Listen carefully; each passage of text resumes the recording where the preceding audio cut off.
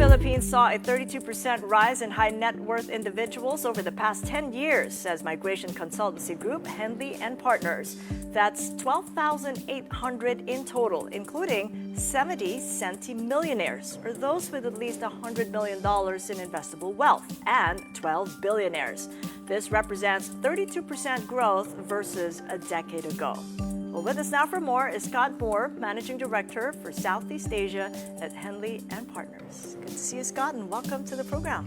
Thanks for having me, Kathy. All right, so what's minting more Filipinos now as high net worth individuals? The Philippines has shown very healthy growth within the past decade, 32% increase in individuals with net investable assets of 1 million USD and above. And this is, in fact, significantly higher than the average for the W10 countries, which are the 10 countries with the highest amount of high net worth individuals living within them. So what's driving that? I mean, presumably we're the fastest growing economy in the ASEAN, so that counts, doesn't it? Absolutely. When we're looking at developing economies, particularly the Philippines, there's a lot more growth than established economies in the West. So GDP growth is significantly higher. Okay, but what about those foreign investors now wanting in? And given the global policy uncertainties that we're seeing, I'm probably seeing a bit of a shakeup in the way people think about migration and the way they move their money, their investable wealth.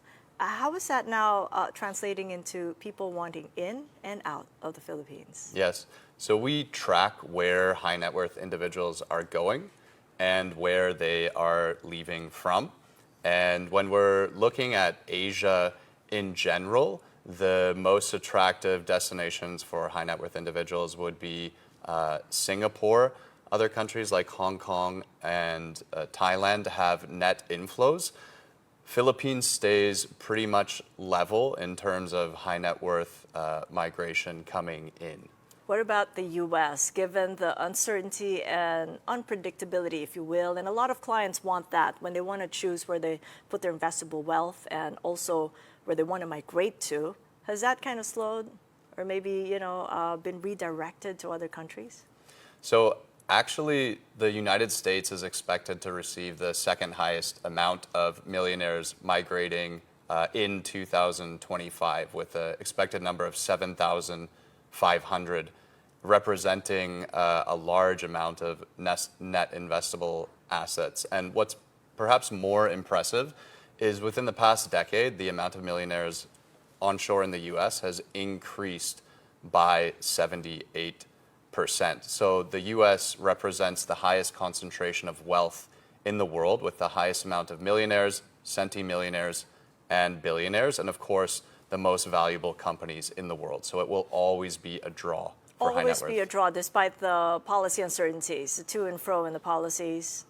Despite what may seem like uncertainty from the top, there's a lot of opportunity for high net worth individuals to relocate themselves and their businesses to the U.S., so it remains a huge draw. Okay, what about those golden visas? Just picking up on what you said about the migration that goes on within the ASEAN, which is really robust. How attractive are we, though? I mean, we've got the Special Investors Resident Visa, the SIRV, but when we compare that with the golden visas of the likes of Singapore, maybe even Thailand, because that's getting the big draw of the migration, how do we compare? So comparing, let's choose Thailand and Philippines because GDP is close to parity. Thailand has a very attractive investor visa, the Thailand Privilege Card. And what's so attractive is just the ease of obtaining it. You can do all of your processes overseas. So when you land at the airport in Thailand, the visa is immediately affixed to your passport, and then you can stay permanently in Thailand for the amount of time that you've bought the membership card for. Philippines, the program is attractive, but the process in getting it involves a little bit more appointments with local government agencies. All right, so I'm hearing like it should be easier along the lines of ease of doing business, kind of a theme there, that it's a little bit more difficult for those wanting to move here rather than it is in Thailand. During the pandemic, there was a surge in the desire to go to Portugal because of the attractiveness of the residents by investment in that country. Has that gone on? And how is now that comparing with Spain? Because Spain just seized its a golden visa just about 3 months ago. That was also attractive for Filipinos. That's right. So the Spanish Golden Visa is no longer available, and that just shows that these programs are quite delicate to politics. Now, Portugal still exists, but you can no longer invest in real estate. Now you need to choose a fund, which are still very good options.